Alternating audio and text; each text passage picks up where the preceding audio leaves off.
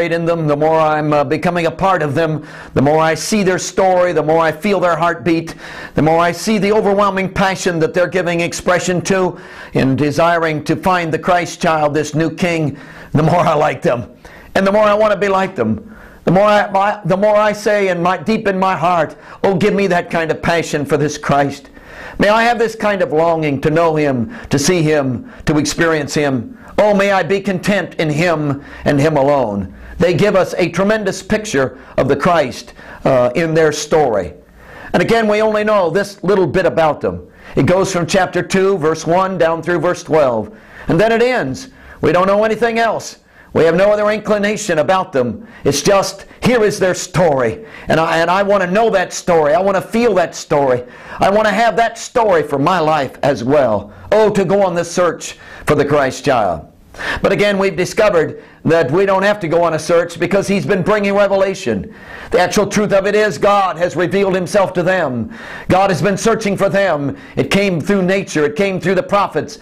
It came through the planets around them. It came through the very desire that they began to feel inside, which was stimulated by the internal God who was speaking to them. We have that. God has given us that desire. We have the cry within. Will we respond to it? I want to respond to the internal desire to search and to find and to discover and to experience and to know and to be intimate with this God of ours. As we look at this tremendous story, we're looking today at the idea of verse 12. There is a saturation that needs to take place so that you can glean the reality of truth from verse 12. Look at chapter 2, verse 12. It's the climax of the whole story of the wise men and their involvement with the Christ child. It is their last act, you understand. They, of course, have gone to Jerusalem, gone up and down the streets, trying to find where this new king is to be born. Nobody seems to know. They end up, of course, in Herod's presence, and Herod has already checked it out through the scribes and the chief priest. And they have turned to the Scriptures and discovered through prophets of old that Jesus was to be born in Bethlehem of Judea. Now they've come to Pilate's palace, and that is to Herod's palace, and they are entering into an intimate secret time with him. Herod wanted to keep it quiet. He didn't want anybody to know about this. He thought he could just deceive the wise men. And so he's asked them to go and find the child and come back and tell him.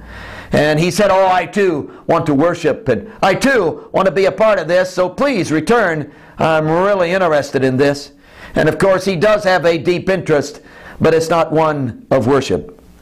And then they saw the star, which is an amazing thing in itself. And when they saw this star, they were eager to go and to follow, and went right to Bethlehem. And the star stood right over the house, it says, where the Christ child was. They entered in, had this great worship experience, entered into intimacy with the child, Christ Jesus, offered the gifts, laid their lives wide open, got on their faces before Him. And of course it was in that time that they experienced all they needed to, what they had come for. The dream was now fulfilled. And then it says this, verse 12. Then being divinely warned in a dream that they should not return to Herod, they departed for their own country another way. Reading it again. Then being divinely warned in a dream that they should not return to Herod, they departed for their own country another way. I hope you've been saturating in that particular scripture, that verse. What a passage it is. Of course, we've done some saturation in this before, so you already have a background for what this passage is all about. Of course, he's giving us the idea of divine warning. We've talked about it, how every single one of these narratives has the divine warning in it. You'll remember that we started with the genealogy, verse 1, down through verse 17. And here is proof of the kingship of Jesus Christ. He has the right to sit on the throne of David. He passes the first test that anybody would give him concerning messiahship. And now we've moved into the details of the narratives. 4 of these narratives. The first one from verse 18 down through verse 25. And it's given to us, all of these narratives are given to us through Joseph's viewpoint. We see how he felt about it. We see what was going on in his mind, in his heart, and the struggle that he had with the whole thing, and how it affected his life. And my, what a story it is. We have discovered in every one of these narratives, God had to rush in and save the day.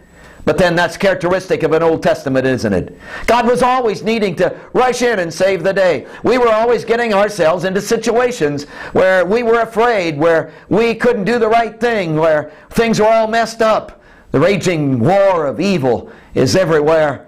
And depravity and the senseless movement of man that has no direction except to thwart the very plan of God seems to be plaguing our lives. But God, in His own wisdom and in His greatness, intervenes in marvelous ways and gives divine warning. It's a powerful, powerful statement in these narratives. And as it unfolds through these four narratives, the divine warnings are highlighted. Well, let me remind you of these divine warnings. For instance, there's chapter 1, verse 20. Joseph is in this moral dilemma. He has this overwhelming struggle. What should he do? If he marries her, he would be identifying with her sin. He would be saying and admitting to everyone that he is the one that got her in this condition. And he can't do that. He's a just man. And yet he doesn't want to have her destroyed, stoned to death, as Jewish law would tell him to do. And so he backs off. He says, I'm just going to separate myself. I'm just going to distance myself from this scene and her and run as far as I can and let the chips fall where they will. Let happen to her what I cannot keep from happening to her. She's done this to herself. I can no longer feel guilty. So he's gone to bed that night. And in the middle of the night, an angel of the Lord. Oh, it's a great verse. Verse 20. But while he thought about these things, behold, an angel of the Lord appeared to him in a dream, saying, and particular special instruction was given to him. Joseph, son of David, do not be afraid to take to you Mary your wife, for that which is conceived in her is of the Holy Spirit. And he's told exactly what to do. Again, God has rushed in and saved the day. And then the message broadens to include a message to us. And she will bring forth a son, and you shall call his name Jesus, for he will save his people from their sins. Wow. What a message it is to us. God has distinctly, divinely warned. Now let's go over the top of the divine warning in chapter 2, the second narrative, verse 1 through 12. And the warning, of course, is given to us in that verse 12. Let's skip over that and come back to it. When you go to the third narrative, which begins in chapter 2, verse 13, again, you see divine warning. In fact, it starts out the narrative, divine warning, in verse 13. Now when they had departed, behold, an angel of the Lord appeared to Joseph in a dream, saying, Arise, take the young child and his mother, and flee to Egypt, and stay there until I bring you word. For Herod will seek the young child to destroy him. Divine warning again. It's a divine warning coming from and through the angel of the Lord. And probably every single one of these divine warnings was in that way, although it doesn't always say that, but that's certainly the indication. God again has stuck his fingers into the middle of the drama, and God himself is instigating a plan and fulfilling his own dream. And hey, nothing is going to blockade the plan of God. Herod can pull all the deals he wants to, but hey, God is a step ahead of him all the way. And nothing is going to thwart the divine plan of God. And verse 13, again the angel of the Lord comes to Joseph and says, hey, get up out of bed, pack your bags, get on the move, man. Hey, flee to Egypt land. And of course you know what's going to happen. Joseph is going to use the gifts that the wise men have given to him and for the Christ child, and he's going to use those for the trip and for their time that they're going to be in Egypt land. So God not only gives divine warning, but God literally lays out this financial supply for the way it's going to be done. God is intervening. God is moving. God is bringing about his will. You can't stop it, Herod. Whatever you do, God is going to win on this one because he is in the middle of the scene. It's a tremendous, tremendous teaching. Then you come to the fourth narrative. It's verse 19 down through the end of the chapter. And of course, as you come to this narrative, there are two warnings in this fourth narrative. It's interesting. It begins again in verse 19. Now when Herod is dead, behold, an angel of the Lord appeared in a dream to Joseph in Egypt, saying, verse 20, Arise, take the young child and his mother, and go to the land of Israel, for those who sought the young child's life are dead. So it's okay, Joseph, come on back. So again, an angel of the Lord appears and tells him exactly what to do, and he is instructed to bring the young child back. And so he does. Now he arose in verse 21, and you'll see that in this narrative there is another divine warning taking place. Verse 22, but when he heard that Archelaus was reigning over Judea instead of his father Herod, he was afraid to go there. And being warned by God in a dream, which we would suppose again was the angel of the Lord, he turned aside into the region of Galilee. So Joseph had some fears and didn't quite know what to do. But hey, again the angel of the Lord intervenes. Oh, this divine God of ours speaks to Joseph and gives him direct, distinct instructions of exactly what he's supposed to do. An angel of the Lord, a warning from God. Now, let's go back to the narrative we're saturating in and the divine warning that's found there. It's verse 12. Then being divinely warned in a dream that they should not return to Herod, they departed for their own country another way. Now God has distinctly, directly intervened in the lives of the wise men. He has told them, don't go back to Herod. I know Herod told you to come and tell him, but hey, don't go back to Herod. Don't go back there. I want you to go home another way. Now I want you to think about it. That would not have been an easy thing to do. Again, if it was just three wise men, no problem. They could have gone home another way, and it would have been a very simple thing. But see, if we understand what was going on, there was a mighty army that was connected to them. They had quite a group that was traveling with them. There wasn't just 3, 4, 5, even 25, 30. There was a massive army that traveled. These were the makers of the kings, and they had brought their whole army with them. And they camped outside of Jerusalem. Do you realize how small the country really is? And how to go around home another way would demand really quite a deal. To take this whole army and to depart and go home another way, it would take some real going out of your way for sure. And surely the King Herod's going to find out about it, because this kind of massive movement would be talked about everywhere and everyone would understand it. But here they are. They've been warned of God in a dream to go home another way. And so they do.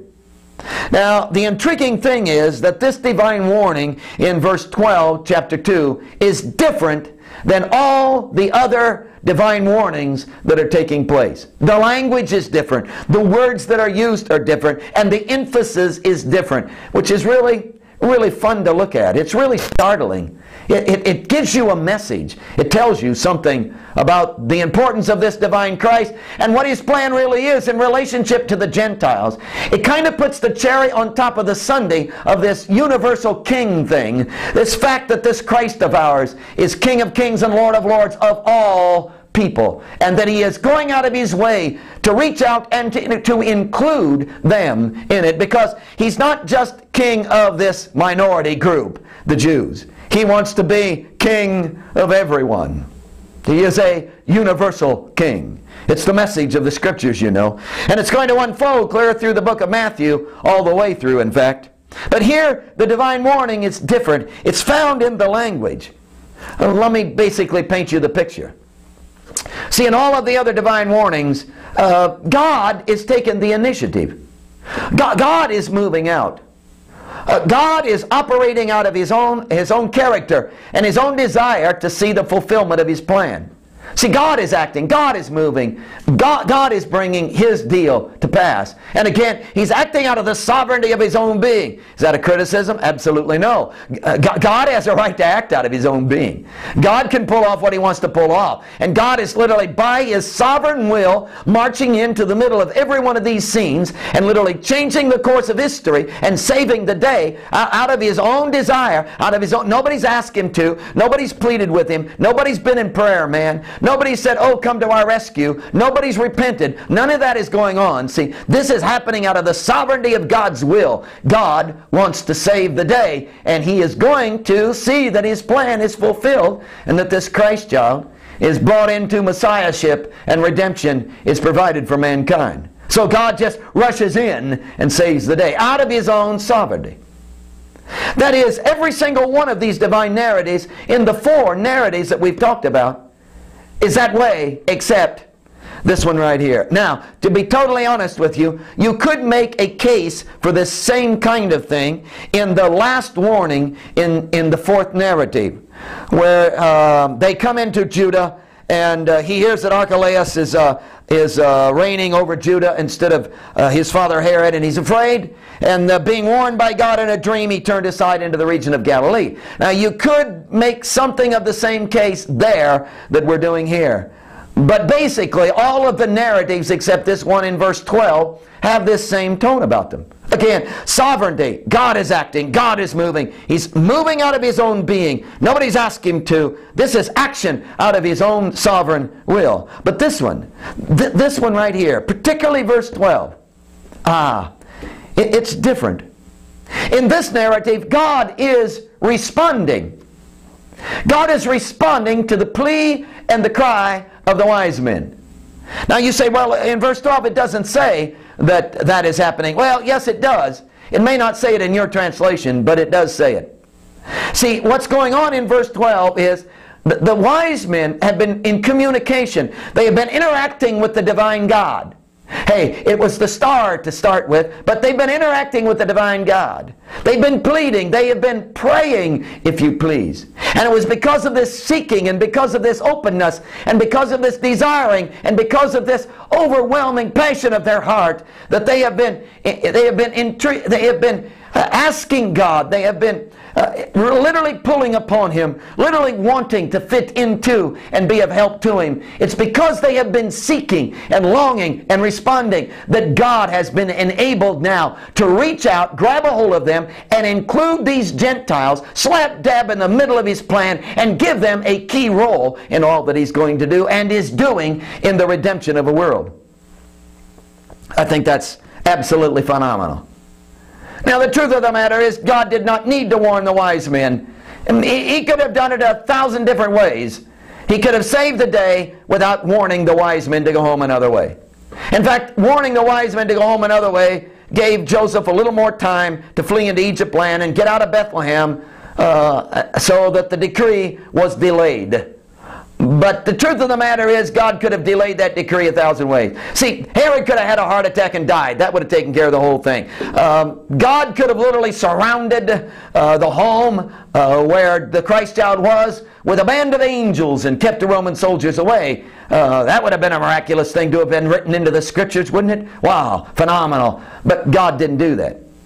See, the seeking of the wise men, the openness, the responding of the wise men allowed them to be included and brought into this divine plan of God. And they got to be at the heart of the dream of God. Think of this. They got to be at the heart. These are outsiders, man, Gentiles. They got to be at the heart of the dream of God, bringing redemption to a whole world because they were seeking, they were open, they were honest, they were desiring, they ask. Man, I love that. In fact, I want you to look at the words themselves in verse 12. Then being divinely warned. Now the word divinely, of course, is an adjective that's describing warned, or an adverb that's describing warned. Being warned, it tells you and identifies the warning. It was a divine warning.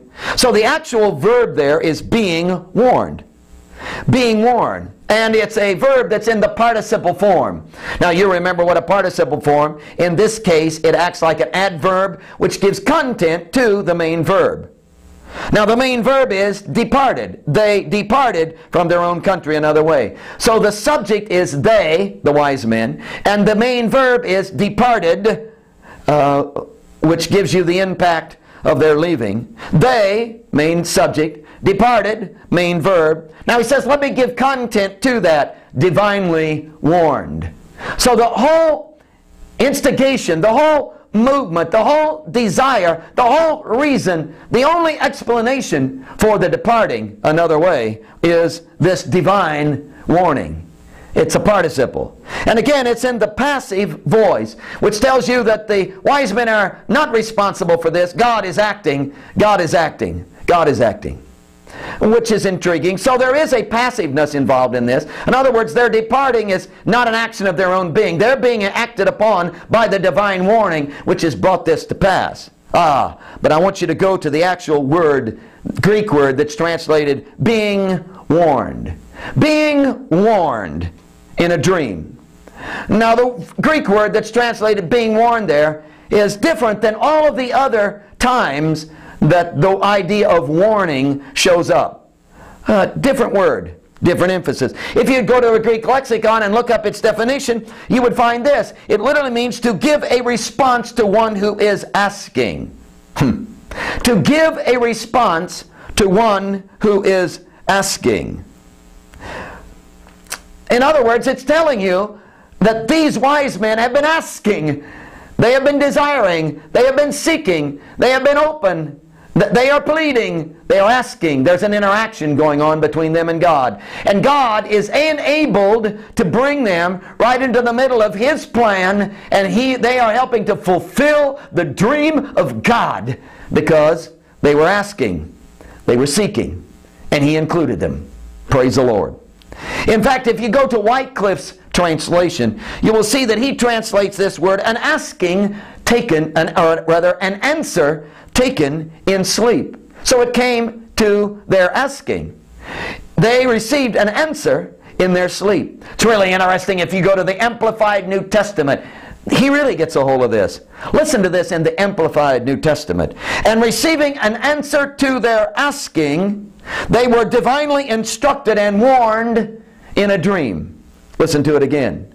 And receiving an answer to their asking, they were divinely instructed and warned in a dream. See, the whole indication of the verb then tells you that these wise men were asking. They were open. They were, what should we do next, God? What's your direction for us? You've been leading us by a star. We've been getting instruction from you. Continue to instruct us, God. And because they were asking, and because they were open, and because they were seeking, God was distinctly enabled to wrap His arm around them and bring them into the divine will of God. And they became an intricate, intimate part of the very flow of the plan of God. And a world is redeemed, and they were slap dab in the middle of it and got a place in the New Testament. Wow. Can I tell you my heart? Can I tell you that beating within me is a desire for that? Oh, not to be known, not to be prominent, not to have a place in the New Testament, not for everybody to understand and know, and not for my name to be in bright lights. I'm talking about, oh, can you imagine the overwhelming idea, the overwhelming privilege of literally being included in the divine plan of God? Can you imagine the overwhelming privilege of being so tight with God, of being so intimate with Him, of asking, seeking, being open to Him until He could literally wrap His arm around me and He could pull me into the dreams that He's got, and I could help God fulfill the very dream of His being. That's the epitome, man. That's the fullness of it all. That's the highlight of the whole deal. That's Christianity in its peak. There is nothing greater than that. Name any Christian's experience you want to name, man. Name any number of trips to the altar you want to name, boy. Hey, name anything that's great and big in your eyes. And name the ability to do miracles, brother. Hey, talk about miracles and talk about casting out demons and talk about anything you want to talk about. But I tell you, the ultimate dream, the ultimate fulfillment, wow, the aliveness, the power, the biggest thrill, the wonder of it all is literally of being in such intimacy and interaction with God that He can literally pull you into His plan and can mold you and move you just at the right time, at the right moment to fulfill His dream, and He can include you in the divine plan of God. And His dream can be fulfilled because He's doing it through you. Hey, is that easy? No, it's conflict. It was conflict here. But that's the ultimate dream. In fact, did you know that He's laying out a phenomenal Christology in that concept? Because as it unfolds, you're going to see that's the kind of deal that was going on in the person of Jesus Christ.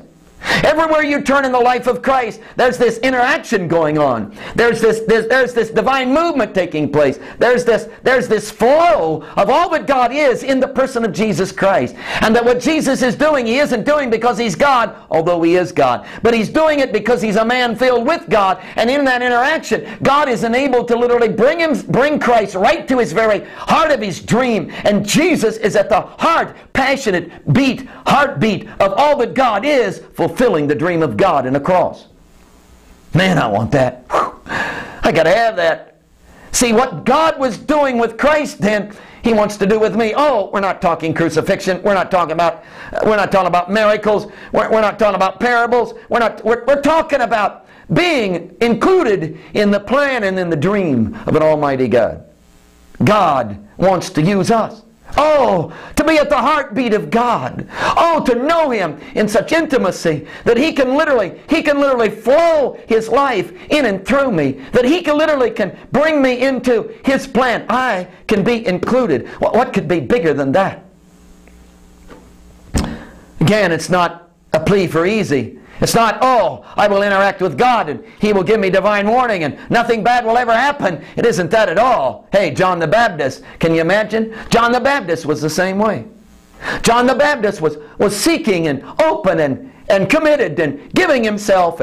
And what was the epitome? That God could literally wrap His arm around that man when He couldn't do it with anybody else. And that man could be the forerunner of the blood process in a dungeon cell. He could get his head cut off and literally lay down a blood trail over the back of which the Christ was going to walk and plant the cross to redeem a world. And where did this John the Baptist come from? Oh, to have the fulfillment of the dream of God. Literally to be included in the dream of God being fulfilled. It was only a 6 months ministry, head cut off. But man, can you imagine it in the midst of that, knowing that you were at the heart of the dreams of God, and God was fulfilling them through you. That you were at the heart of the redemptive plan, and God was fulfilling all that He wanted to do and be through you. Man, I got to have that. I'm telling you, I got to have that. I got to have that every single day. I got to have that moving through my life. I've got to have a tightness and an intimacy with the person of Jesus Christ. So tight and so intimate that, hey, He is flowing. He is including me. He can wrap His arm. I don't want a divine warning here now and then when I'm in trouble. I'm talking about I want to live in the flow of the message of God. I want to be able to be responsive moment by moment by moment to everything that God is wanting to do in my life. I got to be there, man. I got to be open. I got to be seeking. I have to be in on what God is wanting to accomplish. I don't want just, oh, what's His will for my life today? I don't want, does He want me to eat Wheaties or Cheerios? Well, what's He wanting me to do about buying a new car? I'm not talking about that, man. I'm talking about the eternities and the dreams that God has. I want to fit into that dream. The big plan, I want to fit in. I want God to be able to include me. Of course, if you're like I am, you're asking, well, how can God include me in His plan? How can I be rest assured that that's going to happen? And of course, that's what this narrative is all about, and we've already given it away. See, the reason God could come and divinely warn in this sense in verse 12, the reason He could wrap His arm around outsiders, the reason He could literally include them was because they were seeking. Oh, they were seeking. That's the key, seeking and responding.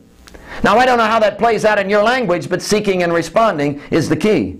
Do you realize again, that was the heart of Christology in the person of Jesus Christ? He was always seeking, He was always responding. He never ever said no. He was constantly Father's business, Father's business, Father's business. It was His whole life.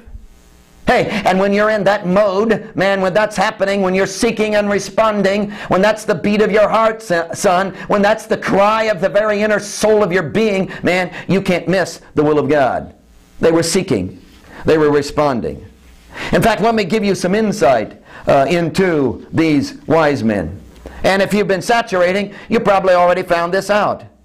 You remember that something like 600 years before Christ was born, there was a Babylonian captivity. A Babylonian captivity. It was very significant in the history of Israel.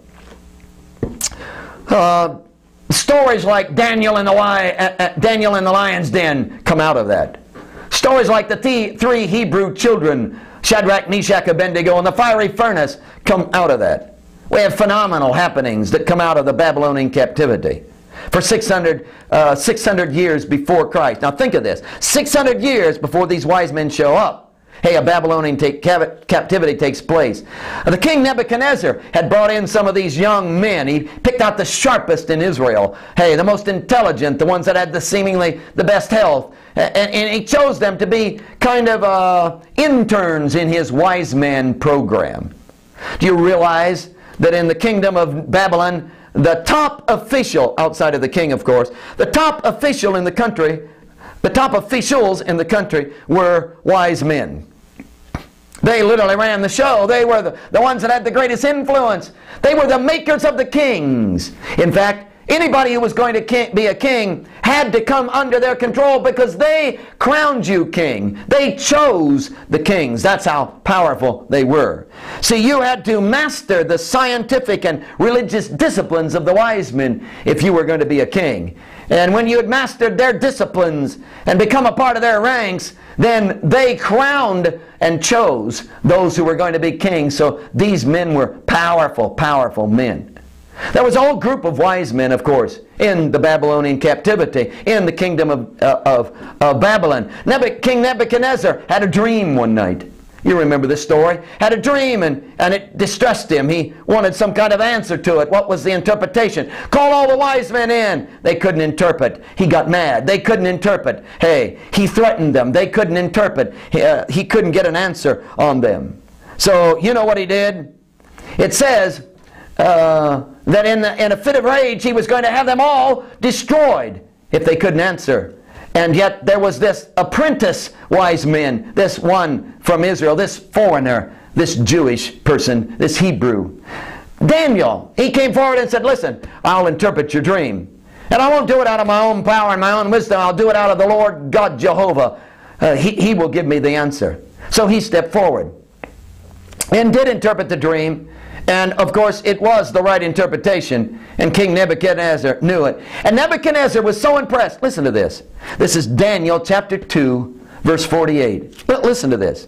It says that Nebuchadnezzar gave Daniel made him ruler over the whole province of Babylon and chief administrator over all the wise men of Babylon. Let me read it to you again. Daniel 2:48. It says that because of this, Daniel was made ruler over the whole province of Babylon and chief administrator over all the wise men of Babylon. What happened, of course, was he went to bat for the wise men. He pleaded. King Nebuchadnezzar was going to have them destroyed, and he pleaded their cause. And King Nebuchadnezzar backed off and allowed them to live. Oh, can you imagine how those wise men felt about Daniel? How they must have loved him. He just saved their lives, man. Hey, he just saved their lives, and now he's the top wise man in the country. Oh, can you imagine that in the training of the wise men and all that they were going through, can you imagine how constantly Daniel, who now is in charge, is injecting the Jewish philosophy, the Jewish messianic promises, how he's talking about a coming Messiah, how he's offering blood sacrifices, how he's all the rituals of... In fact, you can understand that this would have begun to permeate. He's planting a seed. I'm saying to you that 600 years before this event took place, God literally is planting a seed in Babylon.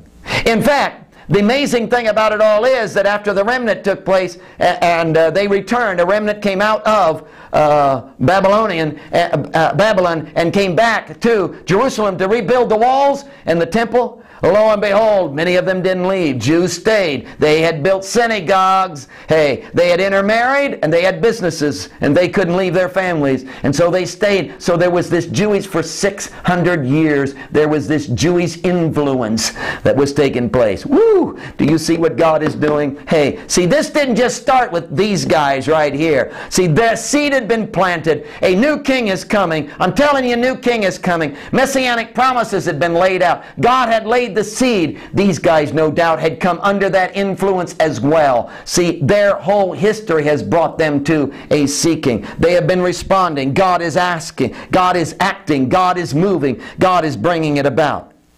And they've ended up with one focus in their lives. This is amazing. One focus in their lives, finding that new king. See, the star has appeared, and they had sense enough to recognize what the message was. Can you imagine it? They had sense enough to recognize what the message was, and they began to follow. Hey, they came after that star. They came after the message, finding the new king, wanting to fulfill that message. Can you imagine? They've got a whole massive army.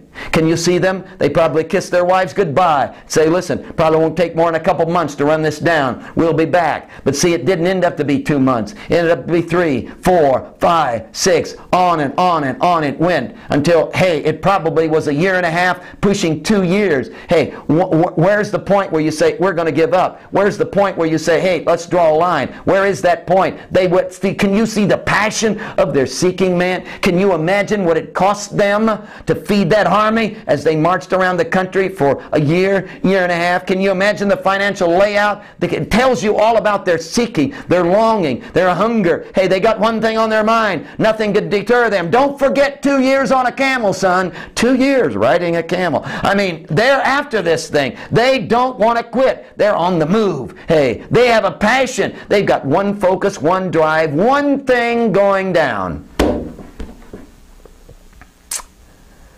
Well, in churches, it's interesting. Somebody will come up to me and say, I don't know what you mean by total surrender to Jesus. I don't know what you mean by giving your whole life to Christ. None of this makes sense. After all, we live in a world. I got other things to do. And certainly Christianity ought to be a part of it. But I don't know what you mean having it number one in my life. And I just laugh because that's not true. I used to say, well, let me try to explain it to you, and I don't do that anymore. I just laugh at them and say, you know exactly what I'm talking about. Because we know what that's all about, man. Hey, a young man on television was interviewed. He had just won the gold medal for swimming in the Olympics. This was several years ago. Just won a gold medal for swimming in the Olympics. They turned to him and said, let me ask you in the interview, let me ask you, what do you do with your day? Give us kind of the schedule of your day. He turned to him and said, I swim 12 hours a day. Swim 12 hours a day. Well, what's your reading material? I read about swimming. Hey, what do you eat? Well, it's a diet for swimming. What about your social relationships? Well, it's all about those who are swimming. What's your whole life revolve around? It's all about swimming, man. 12 hours a day. Do you get it? Hey, he's only got one thing going on in his life. One passion, one drive. Thinks about it. Eat, drinks, and sleeps. One overwhelming driving passion just burns within his very system. Do you get it? Hey, he surrendered to one thing. Hey, wise men, they got one focus, one drive. See, God was enabled to pull them into his plan. God was able to intimately use them. Why? They got one thing going, one drive, one passion, one burn. I've got to find the new king. There's only one thing they really care about. See, they didn't get sidetracked with, oh, we'll set up churches. They didn't get sidetracked with, whoa, we'll discover a whole new world religion. They weren't sidetracked with, whoa, we'll set up some new rules, be able to make some money. Hey, people will tithe, we'll get the benefits around. They weren't interested in ministry. They weren't interested in setting up some structure. They weren't interested in their own little deal. They had one massive driving passion. We've got to find this new Christ. We've got to find the Messiah. We've got to find the King. God, give me that. Man, I got to have that. I want that deep in my soul. I want one passion, one drive for Him and Him alone, man. I don't want anything else. I don't want to be distracted with any other idea. I want one single driving passion in my life. Jesus. Well, how can you know if that's really true? That is, if you really have that. Hey, we get a lot of passions in our lives, and we have a lot of things going, and how can you tell? Well, that too is given to us in the passage. You see, the whole passage is about one focus, one drive. They won't give up. It's an amazing story. 600 years this thing has been building. Here they are. They are included in the divine plan. Why? Because they've been seeking and responding. How do you measure that? How do you measure how hot their focus was? How do you measure how strong their sacrifice and their giving was? Oh, that's easy. You measure it by the sacrifices they were willing to give in order to find the new king. See, that's what you look at. See, that's always true in our lives. Hey, if we're going to look at how strong are you on this Christ, how deeply penetrated are you by Him? How much do you want Him? How big is your response? Hey, we're going to measure it by the sacrifices you're willing to make in order to find Him. Let me give you a list of them. Number one, total. Would it be fair to say that these wise men have brought everything under His control? that this Christ, who is King and deserves this, worthy, not off base, not out of line, hey, everything, total everything is brought under the domination of this one single seeking, the focus, the driving focus of finding the new King. There isn't anything that's not being utilized. I mean, their wealth, their position, their knowledge, their previous religion, everything about them is coming under the umbrella, the domination of this one single thing. We've got to find the new King. They are literally utilizing everything at their disposal to find this new King. It is the whole deal. Wow. God was so good to me. Has always been, and I know it's your story too, but God has been so good to me that when I was back in high school and was starting out on this business of seeking and longing for Him with a deep passion in my soul, He began to feed me the material I need. I began to get books that seemed to be out of the way books that the normal people of our religious movement were not reading, and these books began to give me direction that I desperately needed, and He began to verify things that were going on in my heart and my mind. One of them was a book by L.E. Maxwell. Oh, it's probably out of print now. Couldn't find it, but L.E. Maxwell, and it was entitled Crowded to Christ. The book was impactful in my life. Because you see, what the book did was, the whole premise of the book, all the chapters came down to one single thing. It was all about, let everything in your life crowd you to Jesus. Hey, don't let anything distract you from Jesus. Utilize everything to help you in your search for Christ. Hey, as your heart is longing and beating and desiring Him, let everything that comes upon you literally push you to Him. Let it crowd you to Christ. His premise was, I'm being crowded moment by moment. Everything that's going on in my day is literally squeezing me, crowding me, pushing me in the direction of Jesus. Crowded to Christ. Man, what a premise. Can you imagine every single trial that comes your way? Instead of it defeating you and distracting you from Christ, it literally focuses you on Jesus, and you got to have Him, and you're crying out to Him, and it crowds you to Christ. Can you imagine every temptation that comes your way? Instead of it distracting you and getting you off, you utilize the strength of that temptation to crowd you to Christ. It literally pushes you in the direction of Christ. Can you imagine every single blessing that comes your way? It literally focuses you back on, oh Jesus, it's you. Oh Jesus, you're the one who, the benefactor of this. You're the one who brought it. Oh Jesus, and every blessing crowds you to Christ. The applause of men does one thing for you. It crowds you to Christ. Otherwise, you'll get a big head and you'll get filled with ego, and you're crowded to Christ. Cling to Him because you know you can do nothing without Him. Can you imagine? Every question you have literally brings you back crowded to Christ because nobody knows the proper answer except this Christ. Can you imagine? Every single relationship in your life crowds you to Christ, because how can you be forgiving? How can you love like you ought to love unless you have Him? So you're crowded, you're squeezed, you come back. Everything crowds you to Christ. Utilize everything in your life for one overwhelming purpose, to crowd you, bring you into intimacy with Jesus. C.T. Studd, the great missionary, said this. He said, it doesn't matter how great the pressure is. It only matters where the pressure lies. See, that hasn't been my line. My line is, oh, if this pressure would get off of me. My line is, oh, if I could just get rid of this squeeze. My line is, oh, if I could just have some relief, get rid of this pressure. C.T. Studd says, no, no, no. Doesn't matter where the pressure is. Here's the pressure. Here's the Christ. See, here's you, here's the Christ. As long as the pressure doesn't get in here, between you and Christ, you're okay. Here you are, here's the Christ. Hey, as long as the pressure doesn't get in here, you're okay. Because if the pressure gets in there, then you're separated from Him. But if the pressure is always out here, then it's constantly, the pressure is squeezing you. I can't make it, Jesus. Squeezing you, focusing you. See, it's a part of the dynamic of what focuses you. See, that's what's going on in this passage. That's the way it was with Jesus. That's a Christology for you, isn't it?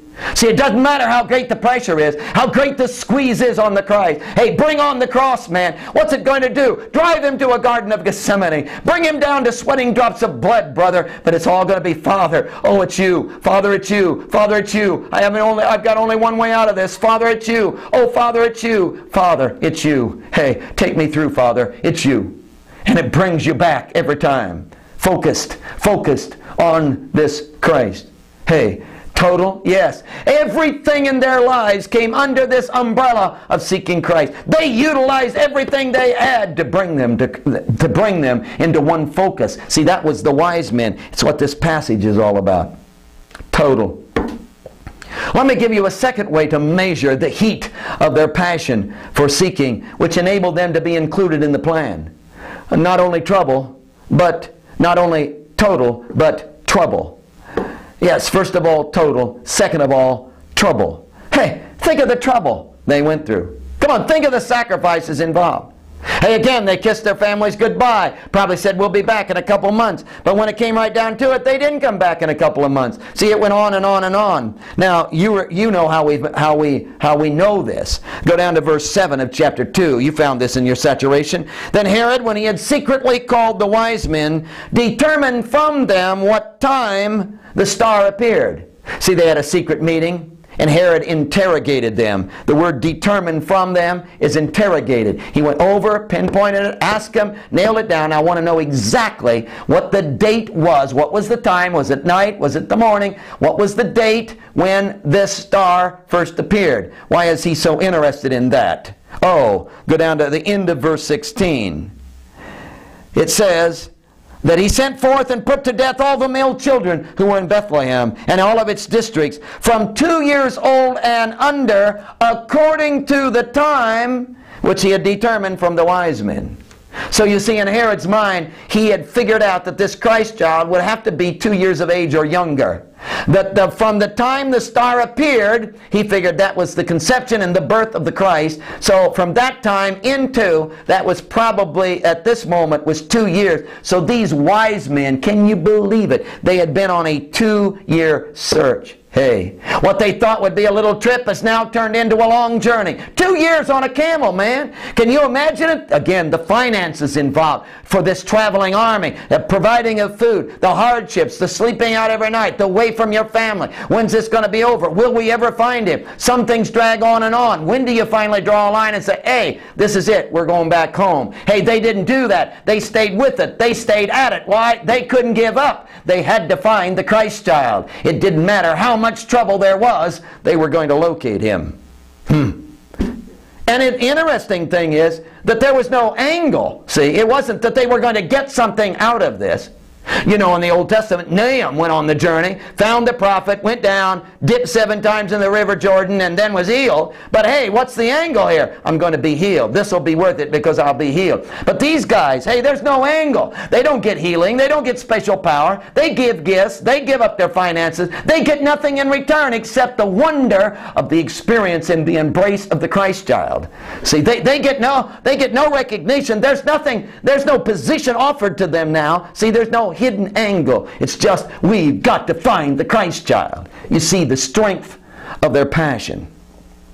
Oh, there's total, there's trouble, there's treasure. Isn't it interesting? They opened their treasures, verse 11. Do you see it? They opened their treasures. They presented gifts to him. Gold, frankincense, and myrrh. This was not pocket change, people. Hey, do you understand? This was the wealth of a nation laid out, man. They had been guarding this wealth. They had brought it for this purpose. This was wealth that was worthy of a king. They were makers of the king, but they didn't make this king. They recognized that somebody bigger than themselves, someone bigger than what they had made, has shown up. And they recognized him and laid gifts at his feet that were worthy of him. The financial sacrifice of this whole thing was phenomenal. Oh, total, trouble, treasure, theology. This is a Jewish king. I know. They're not Jews, man. They're pagans. They got their own religion. Do you understand that their traditions are going to be forever altered? Do you understand that their thought process, their gods, the ones that they have worshipped, all that they've had in place, the customs and culture of their hour is disrupted now? Why? They've found the king, and he's a Jewish king. And they are literally willing for their theological bias to be shaped and molded by their search for this new king. Hey, you open? Would you be willing for your theological bias, what you've always thought, what you've always believed? Hey, is everything up for grabs? To find him. Hey, find him in his reality. Are you willing for him to literally shape you? Are you willing to turn loose of your pet little beliefs, the way you've always been, the way you've always responded, what you always think? Are you willing to give up the expressions of your little personality, how you've always reacted? Are you willing for him to do something brand new in your life? See, how far will you go to find him? How far will you let him alter your lifestyle?